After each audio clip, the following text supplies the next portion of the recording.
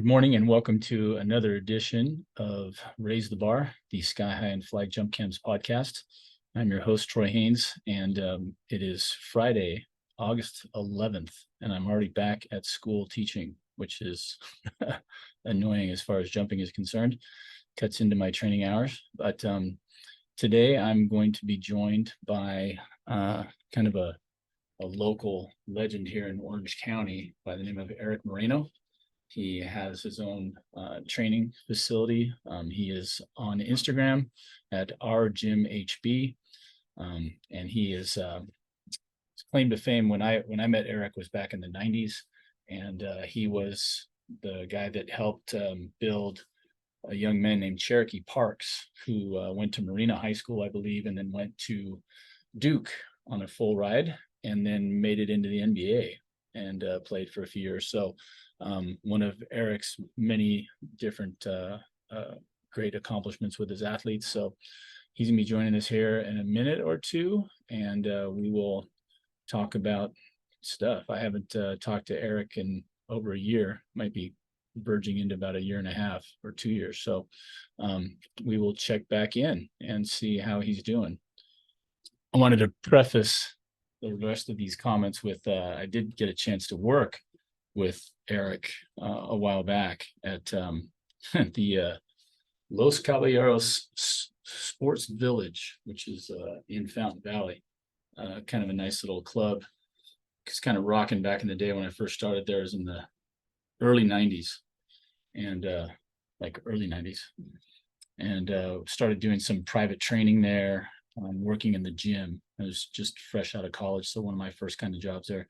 And Erich was a private trainer who was kind of dominating the area there with his clients, and was the first person I remember seeing as kind of a example of who would be a good trainer.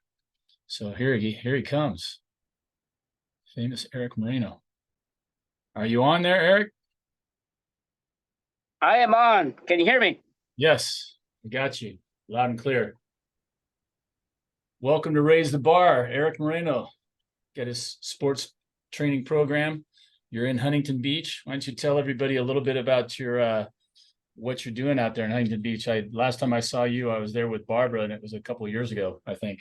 At least. Yep. Actually, I think we should talk about the history of how you and I go back. I was just telling everybody that story about I was doing my preamble, and I said I had met you when you were the one of two trainers at Los Caballeros Sports Village, and you had your clientele and doing your high quality work there. And I had just started down that road. I think I'd already been coaching for a few years at Orange Coast, but I also needed other jobs because anybody out there that knows anything about track and field knows that you can't make a lot of money coaching track unless you do it at a very, very high level with high level clients that also happen to have a lot of money. So yeah.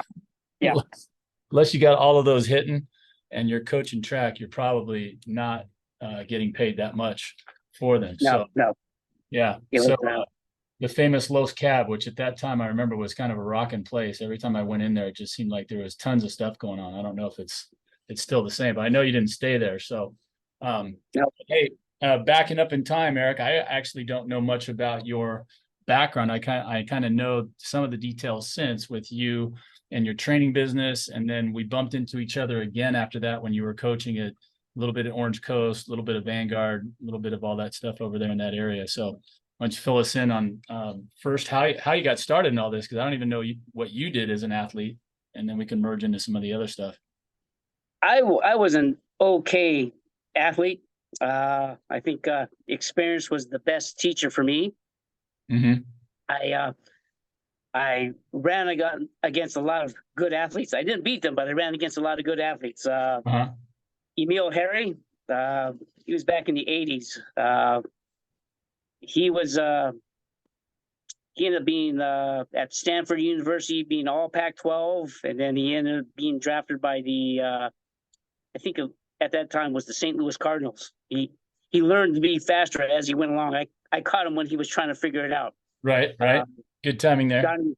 Johnny Morton, He figured out the same thing. Let's put it this way. I was world class for 30 meters. I ran against Robert Redding when he was NC2A champion, and John Williams. And in my standpoint is I got beat a lot, so I had to go out and study.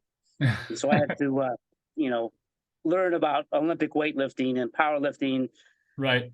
Some of those things applied. I had the opportunity to meet a lot of elite coaches. People ask me where I went to school. I went to school at Cal State Long Beach, but I learned from the World University. Yeah. So if it was out there, in my standpoint, I'm not the biggest guy. And again, I was very fortunate to coach a lot of the elite athletes, but I had to go out and learn and meet different coaches to get the information straight hand. Cal State Long Beach, for example, John Garhammer, biomechanics professor. Yep. His IQ is equivalent to his clean and jerk. I know that guy is a rocket scientist. I got some work done with him too on the graduate program. Yeah. Amazing. Yeah. Real quick, for those that don't know, again, he was a biomechanics professor that studied weightlifting quite a bit. And a young lady named Misty May was on the Long Beach volleyball team, and as a freshman, Newport she was Harbor player High, of the year. Yeah. Undefeated. That's my other claim to fame. I coached against Misty May when she was in high school. Uh-huh. Of course, she was a 5'8" high jumper, and sprinted on occasion. I remember her well. But again, I would go to the Olympic Training Center. I had the good fortune to meet Dragomir Kirslan. Those people that don't know, he was the 84 bronze medalist. I forget what weight class division, but he was recruited by the USA Weightlifting Federation from Romania. Right. To help teach it. There, to teach it. And asked him for some tips and coordination. When the East German Wall came down, the Bulgarian weightlifting team, the national coach, Angel Spazov, came on out here and spoke. Not necessarily him, but he was the creator of the Bulgarian split squat that everybody raves about, which was actually back from the 90s. As with the RDL, which I learned from Dragomir Kirslan, same thing back in the 90s. Everybody makes a big deal about those lifts. I'm not saying I'm the only one, but I got to meet the source to go from there. And the way the European systems work out there is pretty much how our NSCA and our Division I strength coaches work with our teams out here. You very well know this young lady, Stefka Kostadinova, still the world record holder in the high jump. Yeah, 210.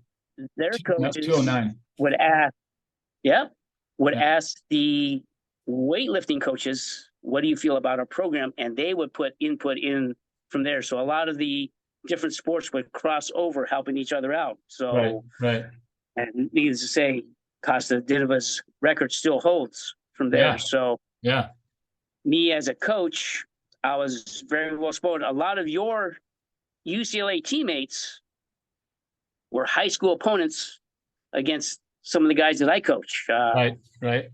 Chip Risch at Arizona State, eventual state champion in the 400 meters, beat Danny Everett. 45-7. Raced against Henry Thomas. Raced against Michael Marsh. Knew all those guys, ran against Anthony Washington. Freshman, I remember Kevin Young chasing George Porter in the 300 hurdles. So I was very fortunate to start off in the beginning with an elite athlete, but his talent made me look good. But then after he graduated, I had to start actually coaching. So again, like those coaches that I told you about before, I would go out and meet him. Lawrence Seagrave, I knew of him when he was at LSU, and then he created this company called Velocity. And I had an opportunity to work with him there. And real simply put, there's some corporate things that do work in our business. And there's a lot of individual training that does. And like you said, when you and I met back at Los Caballeros, we were doing sports performance coaching before it was given that term. And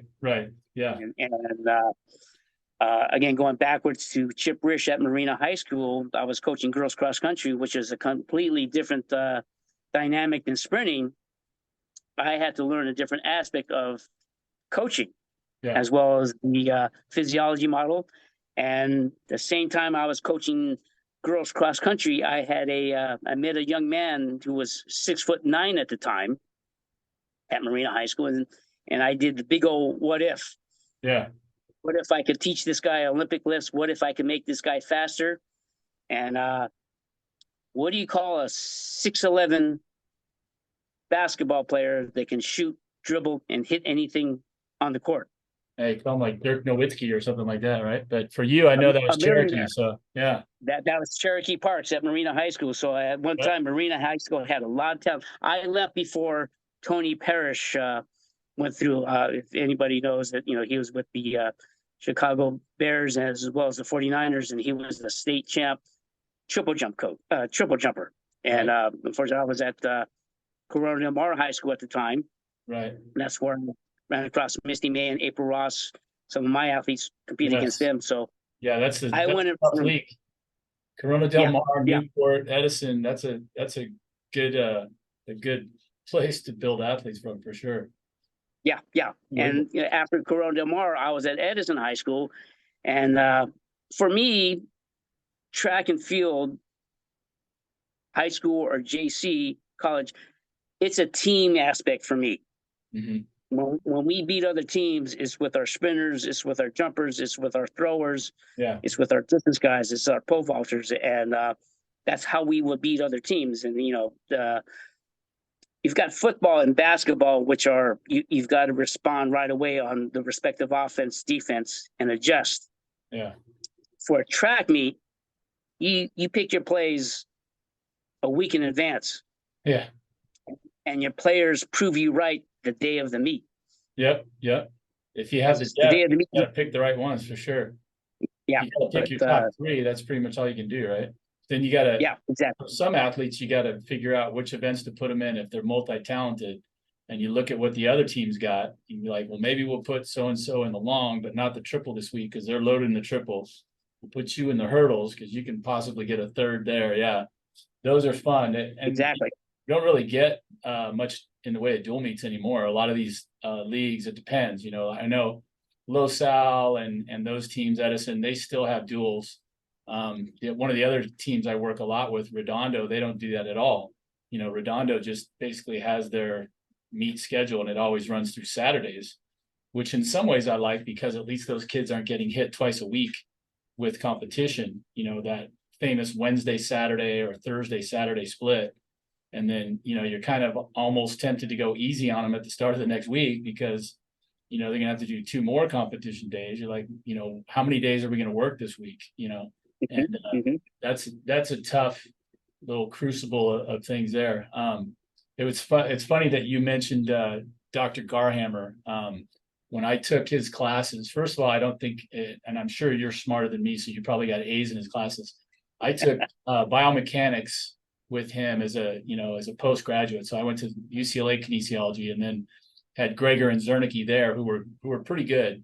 But when I got to I first started hearing Garhammer's names in conjunction with the '84 Olympics when he did the force plates underneath the platforms, right? So he had to have some clout to get that done. I don't know how he got that done, but he had all that information and all that. And then I remember sitting in his biomechanics class, and I was one of the few people that was taking notes on what he said.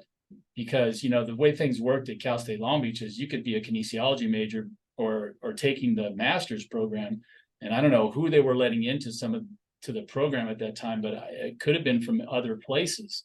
Because I remember people looking at me and they're going, "Do you understand what he's saying?" And I'm like, "Well, yeah, I had biomechanics, and they're like, they didn't understand any of it, forces and vectors and this, and he's up there deriving formulas and doing first and second derivatives and he's writing with one hand and erasing with the other hand as he's going, and one of those kinds of guys. And for you out there that don't know, here on Raise the Bar, this guy, Eric mentioned right away, his IQ was, the same as his lifting weight. He was just one of the smartest people I've ever been around. I was happy to get the B's that I got in those classes because it was hard. and that it held up its weight against being a UCLA undergrad for sure. But I started thinking a little bit like him. I keep talking about setting up my perfect high jump place, and I would love to have cameras down both 5-degree shots straight down the bar, and then a shot from behind so I can watch them, seeing where they're planting at the bar. Really, the only thing I get out of that shot, and a little bit of the lean back angle. Overhead cameras, which I'm sure other people have thought of, and with drones now, it's actually not too difficult. But to get it to hover in the right spot is one thing. I'd like to have a set camera, but then the force plates underneath the high jump would be nice if they could get them, big enough, and it wouldn't. I'm wondering if you could have them under there and there wouldn't be some give and therefore some kind of slide, and it might be a problem. But I would love to have that data to look at sometimes. But that's just an aside. So what's been going on? Who are the latest studs that you're training there at your facility? Not so much now. I'm going through a new wave of kids graduate and they go on to college. I'm in the fortunate situation where I'm coaching my second generation. When we met at Los Cab, a lot of those athletes that I coached, I'm coaching their children. Right. And talented children, yeah. Talented children. I mentioned Cherokee Parks. One of his opponents, Matt Ambrose, I've had the good fortune of working with his children. His daughter is now going to be, hopefully, if everything goes right, she'll be the starting goalie at University of Michigan. Awesome. And completely different thing. Like, again, when you're talking about how do we make money in our sport, I mean, if the apocalypse come, we are the best survival sport. We're going to be the first ones to make it to the warehouse. I joke with it. With my facility, this is the fallout shelter. As long as you can run here and get here in time, right? Making a difference, because everybody talks about, I've worked with my share of football players, elite and sub-elite, and guys just trying to get playing times at their school. Right.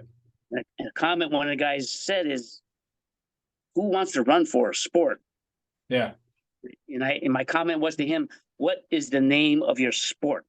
Yeah. Right. Football. What do you got to do to get the tackle? You've got to run and catch the guy. What if you're the guy with the ball? You've got to run away. And when we first started, there were a handful of guys teaching speed. Now, every other corner, there's a sports performance guy. Yep.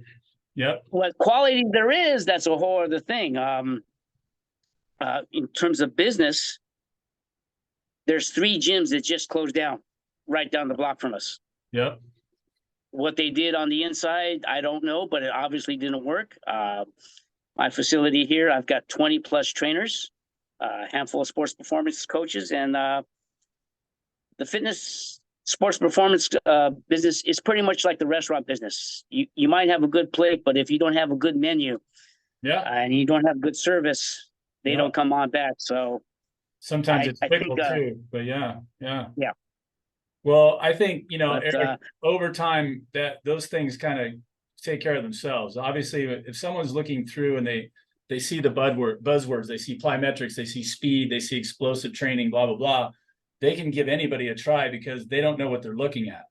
But when you're dealing with people that know names and know track records and, take the time to look you up, all of a sudden they're going to say, hey, this guy's been here a long time. These other people have barely been here and now they're gone under. Like you said, you get a flavor of the month that opens up down the street and they start printing, coupons out and saying, come try us. And they look swamped for a while.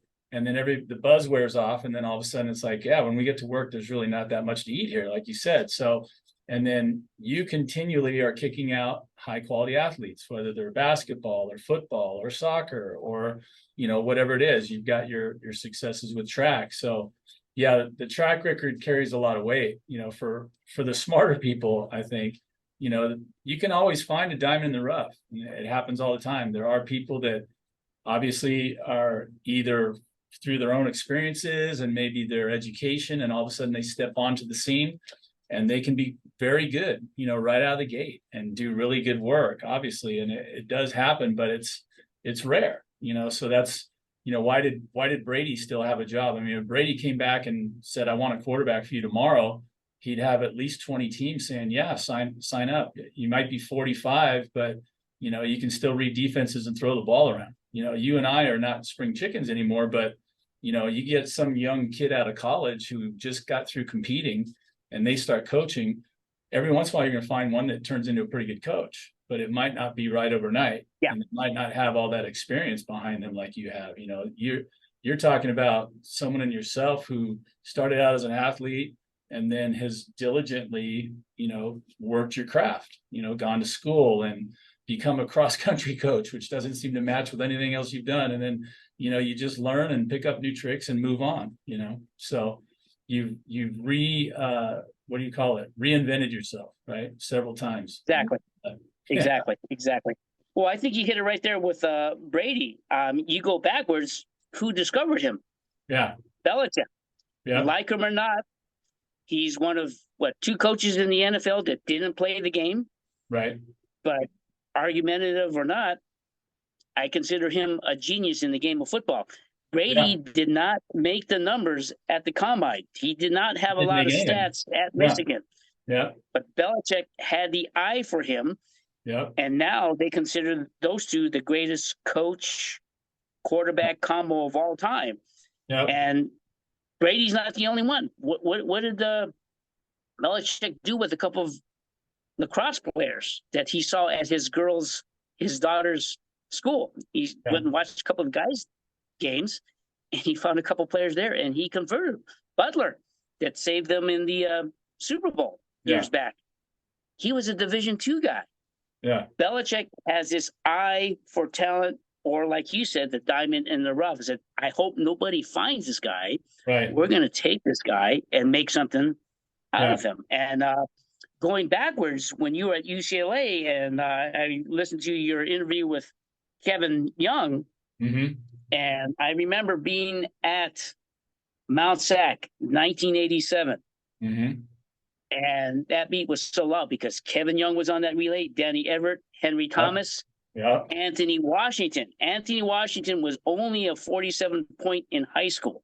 Right. John Smith recruited him, picked him up.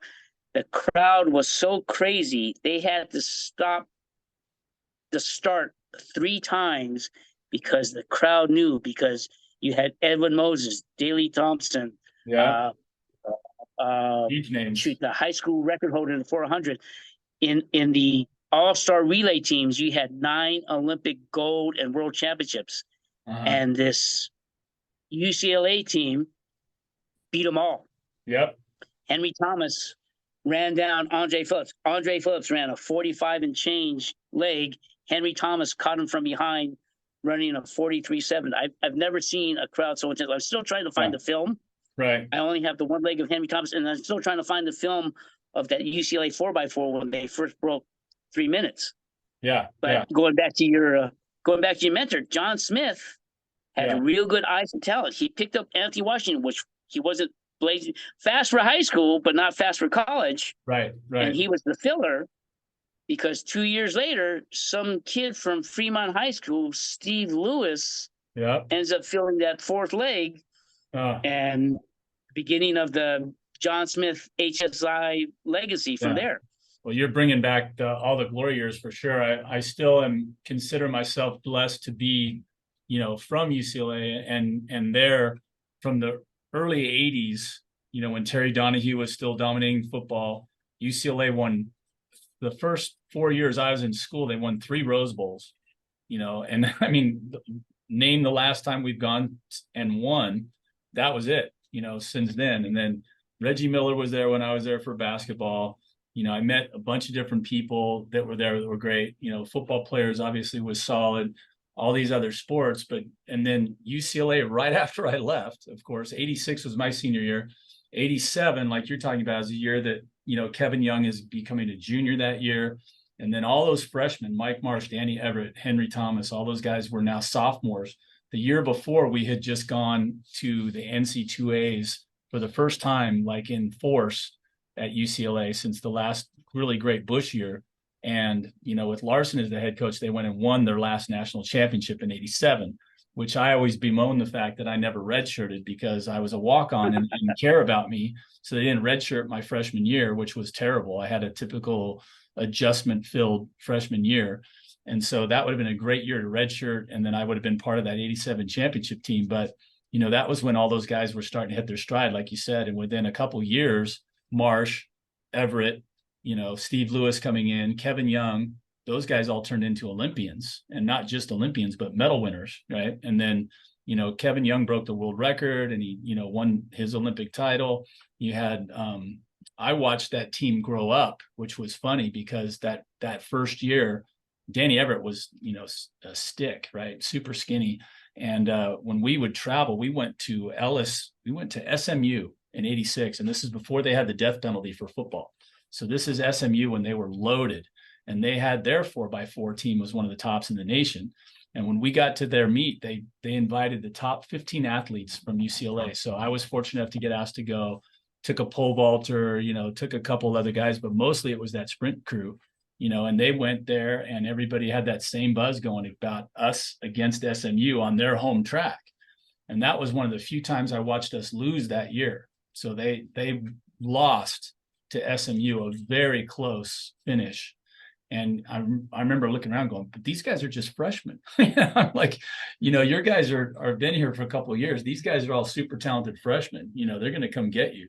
So, within a year, that was true. They were already NC2A champs and then, on their way to greatness. Yeah, talk about a great time period. The John Smith run at UCLA was pretty magical, for a few years there. And I saw in your feed to again, here on Raise the Bar, we're talking with Erich Moreno, longtime coach and trainer of top quality athletes down here in the Orange County area. You had sent me on your feed a picture of an old, was it a UCLA? It looked like what do you call it? A program signed by Jim Bush. So how did you get to meet Coach Bush? Because I saw that picture you sent me. Can you hear me there, Eric? Am I checking out? Yes. Okay. Did you? Yeah, I was wondering. When you sent me that picture? I can hear you now. There it is. So how did you meet Coach Bush? Actually, it was years back. I think it was at Sentinel Hospital. He was doing a seminar. They would invite people to come on over and speak. And this was actually at his twilight. I think it was 86, 87. Again, I was coaching Rich. He was that year he ran 46.3 his junior year, and I needed to get some more information. I mean, there's 3 phases of a coaching career. When you're young, you got to come in with enthusiasm. You might not know a lot, but you got to come in with enthusiasm. Second phase, you better back that enthusiasm with knowledge. Right. You talk to the coaches. You talk to the successful coaches. My take is if someone is richer than me, I want to know how they make money. If someone has a better win-loss record than me, I want to know how they do it. Going back to that third phase is what kind of stories you can tell. And those stories are based on the athletes that you've met, that you've coached, people that you've run or raced against, or what influenced you. And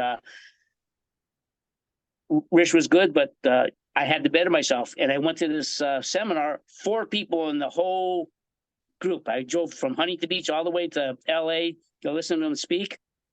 And he was quitting. He was giving up coaching. You might remember this. There was a young man prior to Henry Thomas and Roy Martin that he was recruiting, Clinton Davis. Kid ran 20:43 in the 200 in high school. And the kid opted out of going to college. And this is before the Allison Felix thing. And this is before Arian Knighton, where if you're fast, you're still going to college. This kid bypassed college and he was going to go pro. Never heard of him again. Right. But Coach Bush was an old school guy and said this kid's people are talking to him. They're telling him not to do this, not to do that, take this money. And I think he was tired of playing the recruiting game. Right. I mean, you went to UCLA because they had a winning tradition. He coached John Smith there was I think a 4 or 6 year streak where UCLA did not lose in the 4x4. Right. And so again, my take as a young coach at the time is, where's the information? Go find that person, get it, milk it. And, my first time that I ever stepped foot on campus, and, high school parents that are listening, you don't know what school that you're going to at the moment. Go visit a college, any college. See the campus, see the bookstore. I was a sophomore in college. We went to the Pepsi meet at UCLA. Mm-hmm. My first time I was on campus with my dad, I just fell in love with the school. Right. And this is on the walkway towards Drake Stadium. Yep. Watching, I saw Carl Lewis foul at 28-10. We walked back, went through the bookstore, and said, if this is what college is all about, I need to get my act together. Yeah. I need to study a little bit better. I need to know what I'm going on. If I don't know what I'm going to do, I better find out what I'm going to do. Yeah. And that's why I said before, I went to World Universities, and wherever was hot at the time. Yeah. I went and met them and learned from them. And then I was just very lucky enough to find this book and go on from there. So going back to your Jim Bush experience, because you've got to be under his umbrella, whether he coached you directly or not. Right. But I mean, he set the tone. I call him the John Wooden of track and field at the time, because he had it down. And I mesh my philosophy after him. We mentioned what it takes to be successful. Again, the being a speed coach, a plyometric coach, or whatever. The people that are with me, I teach them the quarter mile mentality. Right. Not you hear that saying about it's a marathon, not a sprint. Okay. And in terms of developing an athlete, we think the long game. We think the whole season. We don't think the first meet. If one of my athletes gets beat, okay, I break it down into mechanics or tactics. Did you execute A through D? Well, I went A and B. I said, okay, we need to work on C and D. Yeah. And C and D are, towards the end. And going back again, when I was coaching at Vanguard, and prior to that, OCC, I was asked to coach the high jump. And it was out of necessity. John Knox, very good head coach, was a former decathlete. Yep. And it was the first situation that we were team coaches. If it was the pole vault, I just let it go. Do what Coach Knox tells you to do. I was coaching hurdles and sprints at the time. And I used the decathlon 400 mentality as part of my business plan. Right. As a quarter miler, you got to be willing to hurt. As a quarter miler, you're going to be fast, but there's such a thing as being too fast, because you got to have something for the home stretch. Right. I listened to all these commentators where so-and-so is ahead of Sidney McLaughlin at the 200 meter mark. And then I just say to myself, it's a 400. Yeah. It's not a 200. I know there's comments going on about Coach Kersey and with Sidney McLaughlin and what she's doing. Said, you look at her marks right now, she's on a downward curve. Mm-hmm. I mean, she just missed the American record by 4/100th of a second. Yeah. I think what's going to happen at Worlds, she's going to do the same thing that she did in the hurdles. It's not what kind of world record is going to be. It's what's the time going to be. Right. And it's a teaching of patience. So going back to Vanguard, I was coaching a high jumper, and the whole stadium saw it. When she hit 5.6, we celebrated. But unfortunately, when she got to nationals, it took 5.7 to medal. Right. He hit 5.5. And the poor young lady was just in tears after that. And I just grabbed her and turned around and said, you know what?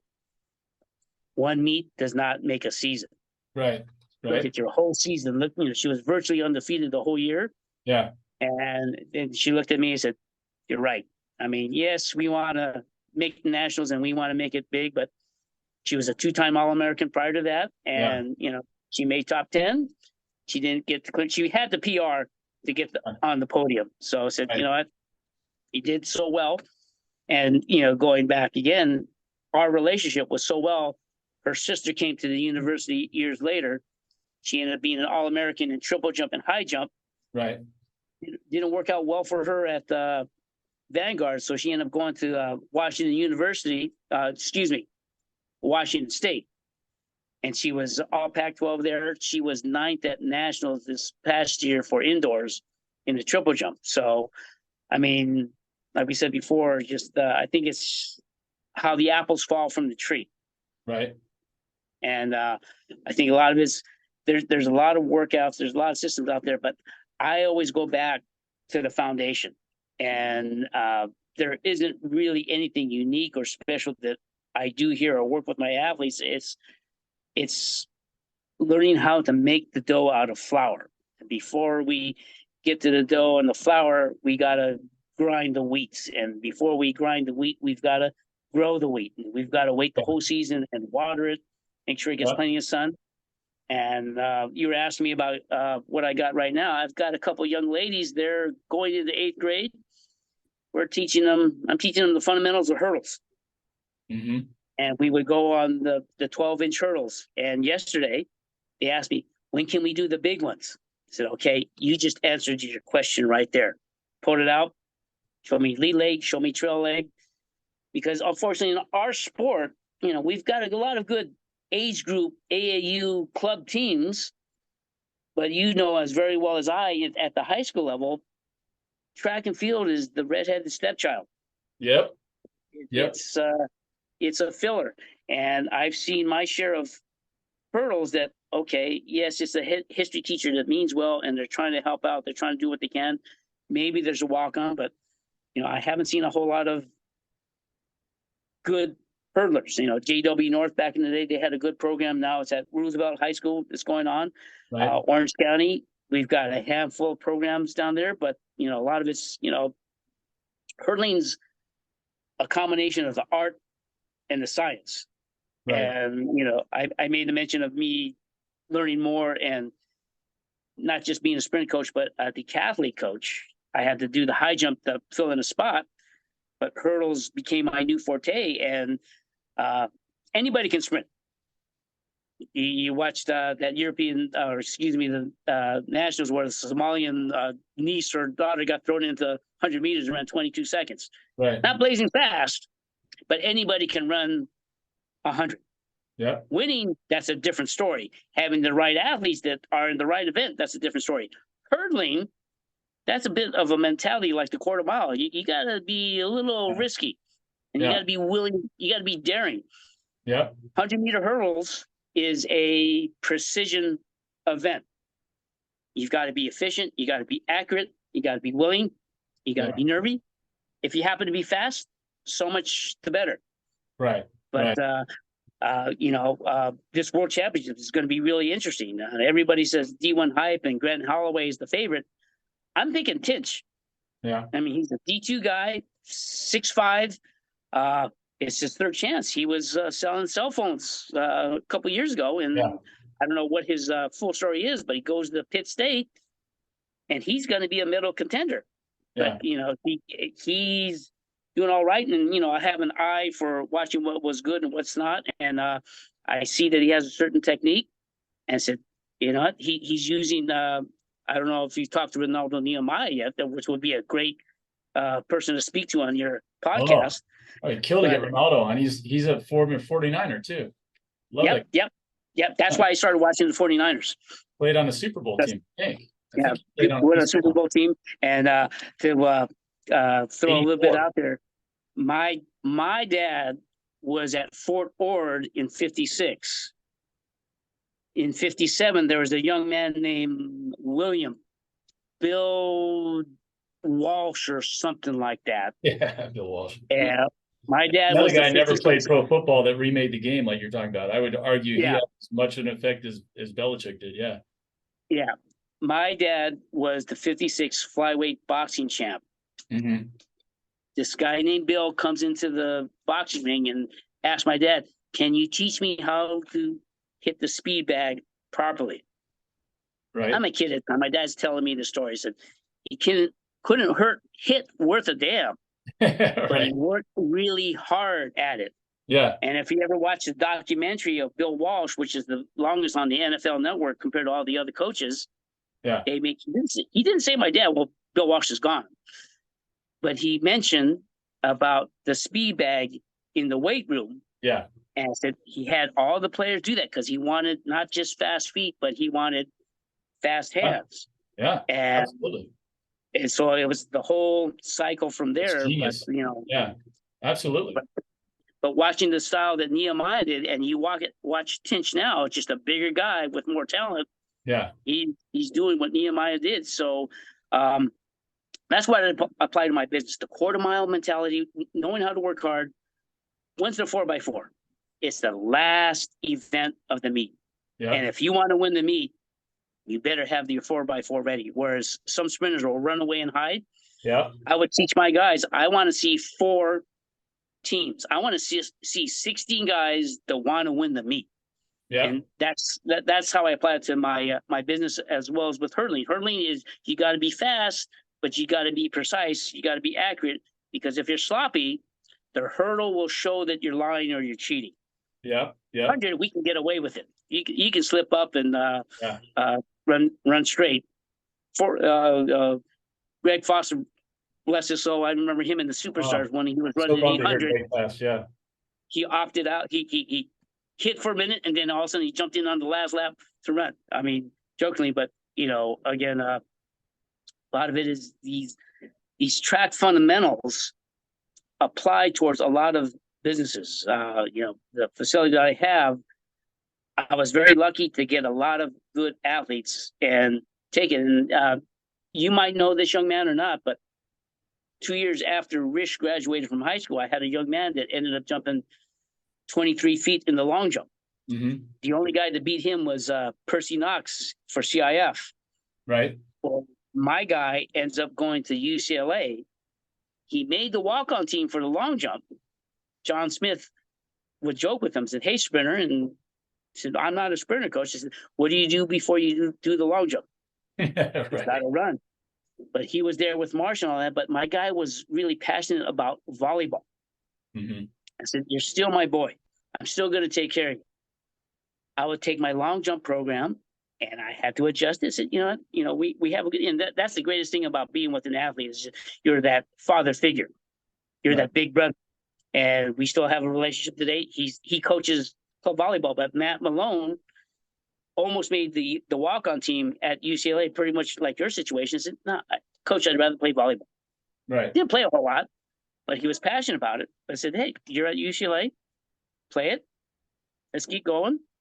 And again, eventually, the jumping principles are pretty much the same. Instead of one leg, you're jumping off of 2, but that's where plyometrics come in. And yes.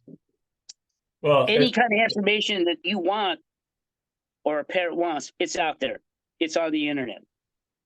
How well you apply it, how well they apply it, that's a whole other issue. It's the same menu, but what kind of spice and what kind of seasoning you put into it, that's a whole other thing. And like you said, you see some of these guys that are fly by night, they come up with a program, and then 6 months later, year later, they're gone.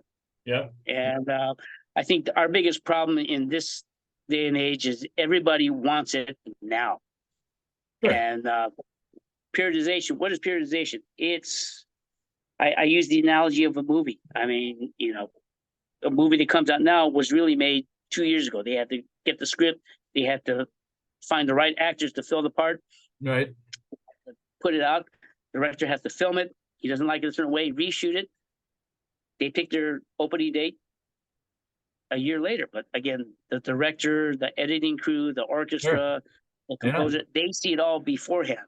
So, I mean, I think the biggest controversy right now is the A-thing Mo thing. From my standpoint, and we talked about the analogy compared to basketball and football, you can adjust your play. You can bring the 6th man off the bench. You probably grounded your starter, and now he's the 8th man. He comes on off, and then all of a sudden he scores like wildfire. Track, we can only surprise once. Right.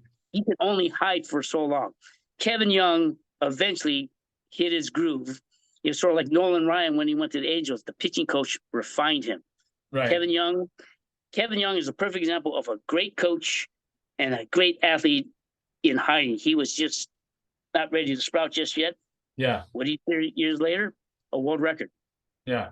I think this is my opinion. I think Mo is just pulling out the Joker card right at the last second. Yeah. Maybe Keely Hodgson is feeling really good right now because, oh, Mo's out of the picture. I've got a shot. Who knows? 18 Mo might show up at Budapest. Hi, guys. I'm Yeah. just here to watch. Not. Yeah. So, that's just my opinion. But Right. who I knows? hear But, when an athlete changes events, again, Cindy McLaughlin, she's going to get real close. She'll set the U.S. record. I don't doubt that. How close she gets to the world record is a matter of time. Right. And again, she made a coaching change with Kersey versus the previous program right there. And me and my young athlete, that he's also a 400 hurdler, we were watching it. At the 2019 Worlds, it was all about McLaughlin's lead leg. If you look at some pictures, she was 1 meter back at the starting line to make sure that she was coming up on her correct foot. When Muhammad beat her, how much did she lose by? 1 meter. Yeah. She goes to Kersey. They do that correction. I think you talked about it with Kevin about Kersey had her run off her off leg all preseason. What does McLaughlin do at the end of the year? Just 2 world records in the world championship. Yeah. And I see what McLaughlin and Mo are doing is very similar to what Moses did back in the day. They're very well coached and very well refined. And I hope Mo and McLaughlin go for 10 more years because this is going to be nothing but great. But like what I see with Femke Bowl and McLaughlin is sort of like Harold Schmidt and Edwin Moses. Right. Femke Bowl will win the world championships because Sidney McLaughlin's not there in that race. Yeah, great rivalry. Hey, Yeah. You're bringing up something that I've been doing some experimentation on this last year.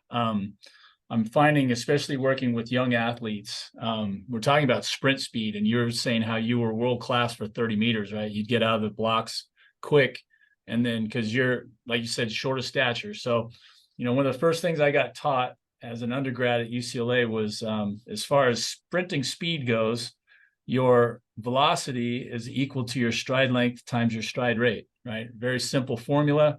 But you say, hey, if I've got, someone who's got, say, a 1 yard stride length, and I got another guy who's got a half yard stride length, then the guy with the yard stride length, if everything's the same and we have the same turnover rate, I'm just going to walk away from you because my strides are twice as long. But there's a limit there, right? So what I've been working with my kids on is I teach them, well, look, to increase your velocity, you need to increase either your stride length for the same turnover that you're already taking, or you got to turn over your rate, or you got to do both. Ideally, if there's a way to increase both, we can make you faster, right? And measure that in miles per hour, meters per second, whatever you want.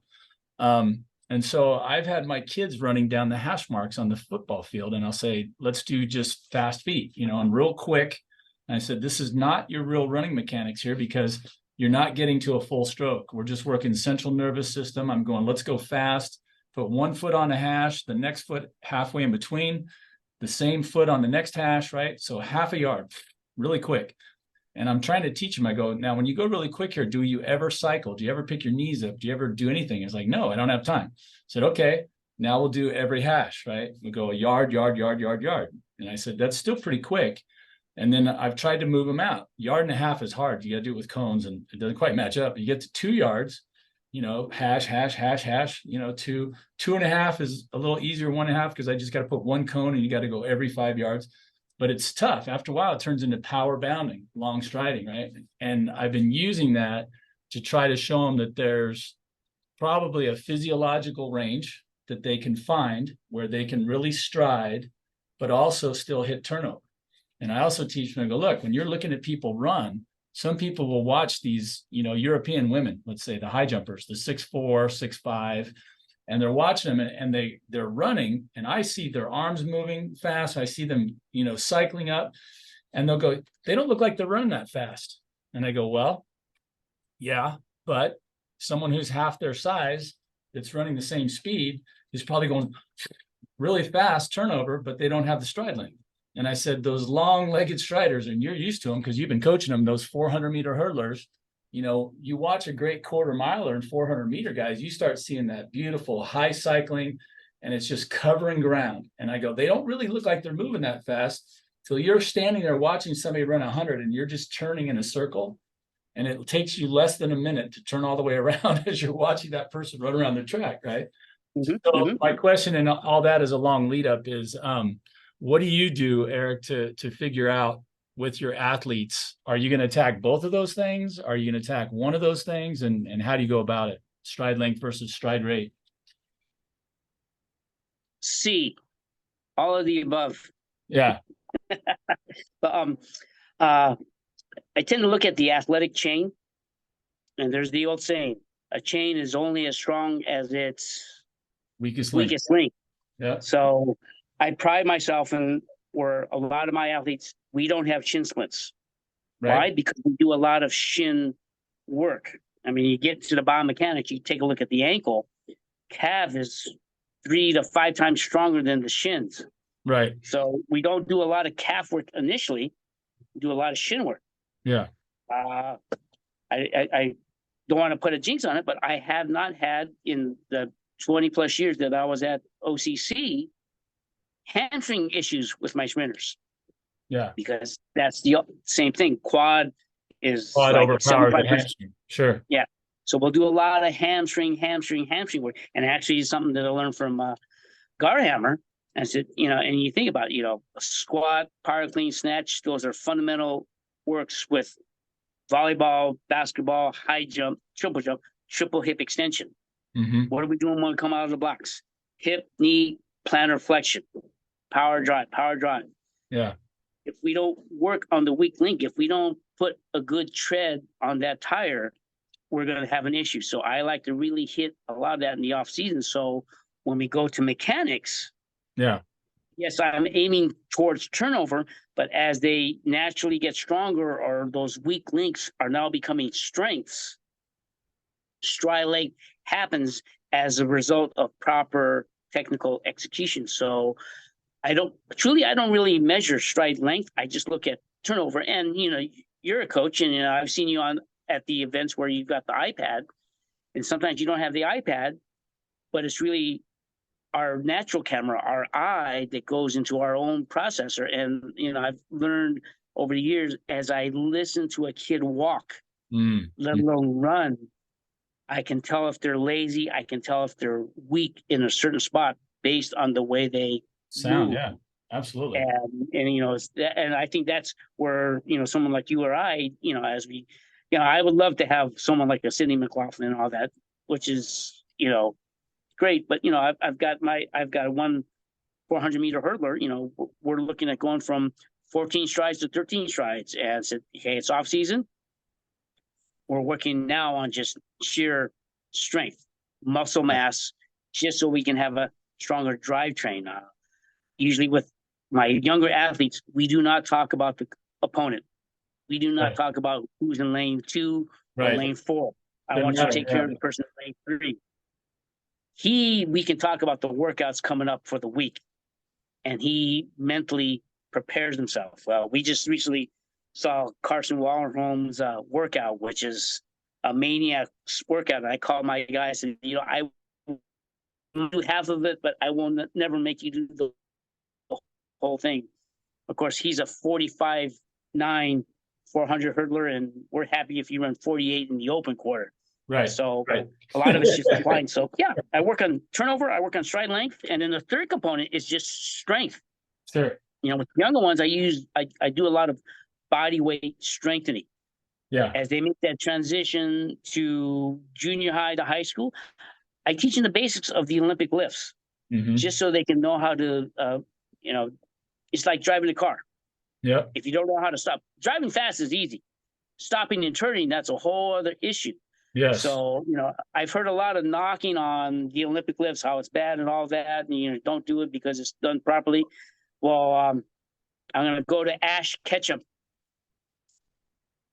Pokemon, not bad.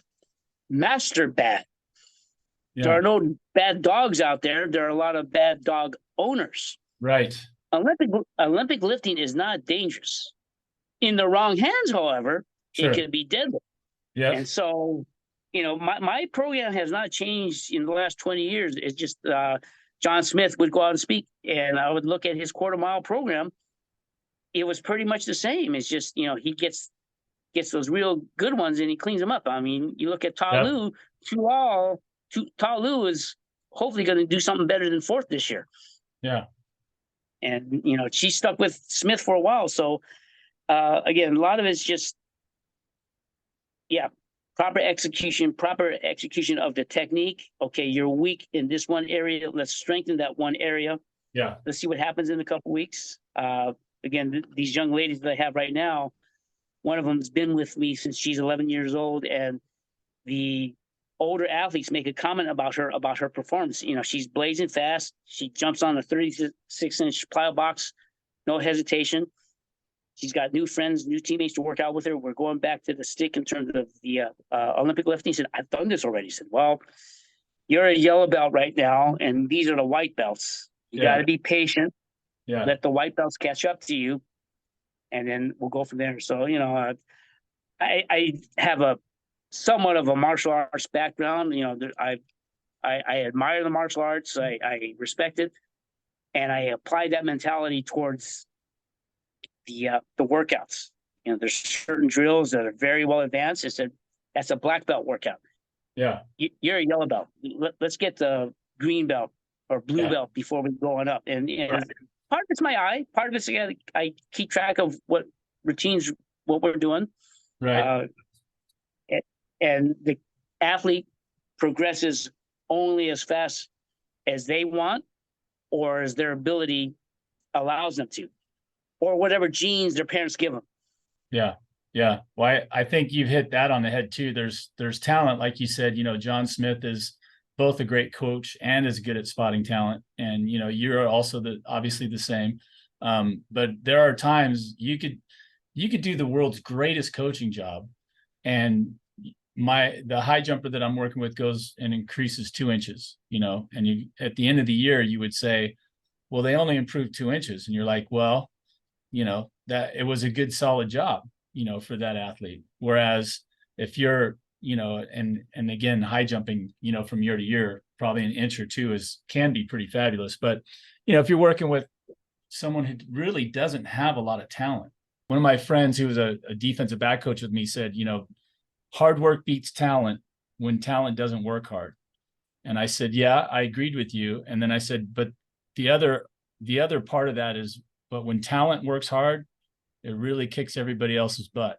So you get a Tiger Woods, who was swinging a golf club on Johnny Carson at age 2 or 3, who was obviously incredibly talented, but nobody outworked Tiger for the longest time. I mean, he was taking Green Beret training when he first hurt his back really bad, because he was trying to get even better, right? And he kept changing his swing. Or he's, what are you changing your swing for? You're already winning. He's like, oh, I didn't like that swing. I'm gonna make it a better swing, And there are some amazing athletes that have just outworked other people, but you get that talent, and then you get the right work ethic, like you're talking about, that mentality and the training that you can provide them. And now you got something, right? You got some kind of an unstoppable force, like a Kevin Young or a Steve Lewis, a gold medalist, where you're like, where'd that kid come from? You're like, well, he had talent, he got well trained, and he worked hard. None of those guys goes through the motions out there. They got to work hard to succeed. Well, hey, Erich, it's we got to do this again. I'm up against a time crunch here on this end, and I know you very graciously punched a hole in your schedule, and but we just covered, I think, the tip of the iceberg. There's lots of stuff that we have in common with our training. I'd love to hear more about your philosophies and all that, and go through with a finer tooth comb. But I appreciate your time and your diligence. And those of you listening again, this is we're talking with Erich Moreno. He's wearing his shirt of his sports training program, the Moreno program. I was looking through your feed and I saw the picture that said, I think it was something like I'm short, so I have to lift or something like that, or smaller steps, but it has to make up for it with power, was what I got out of it. So You're one of the most powerful small men in the sport. When you say small, only in stature, only in height. So appreciate you, Erich. And when Barb gets back in town, we'll definitely be looking you up. She's coming back maybe in January this year for the training this next year. So appreciate you, and let's do it again soon. Can you hear? I must be fading in and out on Erich again. It'll be a big year next year. Big year, absolutely. All right, Erich. Thank you, sir. We'll talk again soon. Look forward to it. Thank you so much. All right. Thank you. Bye-bye. And that's going to finish up our visit with Erich Moreno. We talked about a lot of stuff in there. You heard a lot of name dropping from Erich, both people that he has worked with and some of the current, names in track and field. Some fantastic coaches. Since he's out here on the West Coast, a lot of those fantastic coaches happen to be coaches that were at UCLA when I was there, and then sometimes, for short periods after I left. But we knew a lot of the same, people and some of the same athletes. And so anyway, for Erich, I appreciate his time. And again, if you are in the South Orange County area down there by Fountain Valley, between Orange Coast College and Golden West College, he has a little training mecca there, and gets a lot of really high quality work done. So a wealth of inspiration and motivation and innovation and a world of experience. So we again thank Erich for his time, and then just stay tuned. We are coming back with more and more exciting guests here in the future. Still looking to get Mike Powell amongst others.